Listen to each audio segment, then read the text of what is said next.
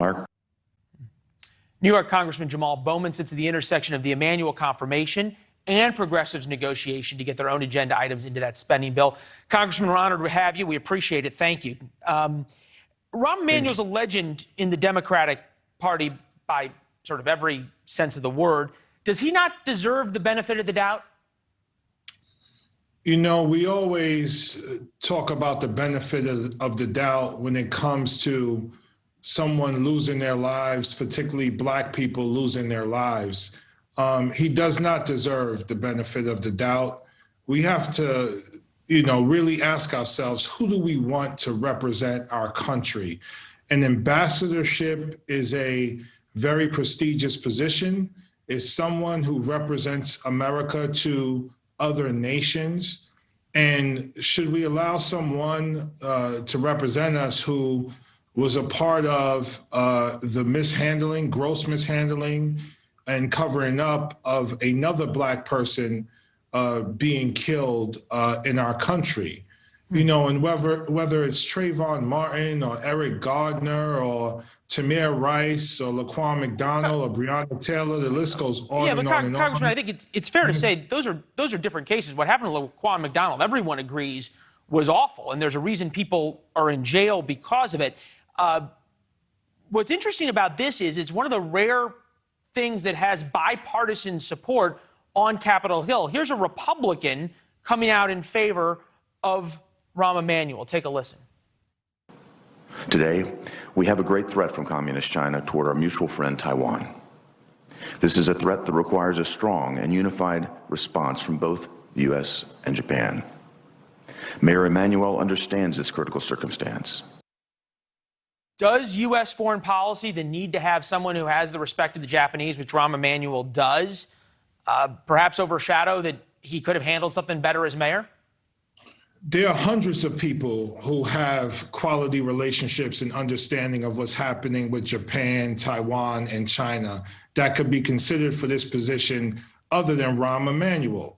Again, So let me ask you this. Do you think this is just sort of a political patronage, a payoff by the Biden administration? Listen, there's too many people who have been a part of the Democratic Party who have gotten cushy jobs and have been promoted and have failed up in the party for far too long. And the party needs to do better. The party needs to hold itself to a higher standard. And the party has been saying recently that we're focused on racial justice, we're focused on racial equity, and yet we're going to try to nominate and confirm Rahm Emanuel to be the next ambassador to Japan. It's unacceptable. And in that clip you showed earlier, he tried to dissolve himself from responsibility and talking about Chicago as a big city and the disconnect between police practice and the mayor's chair. That's an unacceptable explanation. The mayor and the police should be working hand in glove to promote public safety and ensure people do not get killed. And if someone gets killed, there needs to be accountability,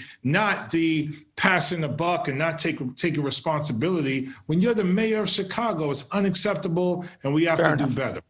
Fair enough, and you've made your voice heard on that. I'm interested where we are in this spending bill, because depending on who you listen to, it is either hanging by a thread, this social safety net that the president wants, or moderates and President Biden are really close to a deal. Where are you in this? We are closer to a deal. We've been negotiating for several weeks, if not several months, on the Build Back Better Act. The hard infrastructure bill is ready to go. It has bipartisan support.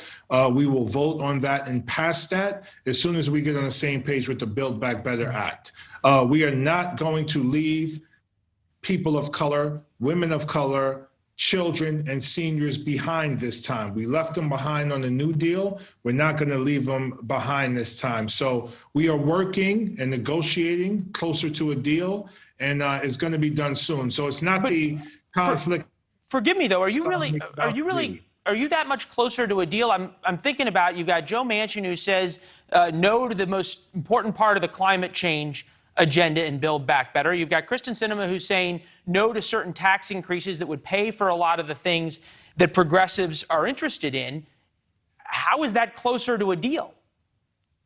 Well, we are closer today than we were a week ago. This is what negotiating looks like, and this is what the democratic process looks like. So, while it's being reported as this huge civil war and conflict, this is exactly how democracy is supposed to work. Well, we appreciate it. We appreciate you coming on to talk about it. It takes a certain amount of moral courage to stand up to the strong men and the leaders in your party, being that and feeling that heat. And you're honorable to come on and talk about it, sir. Thank you. Thank you. Appreciate it. All right. So are you going to get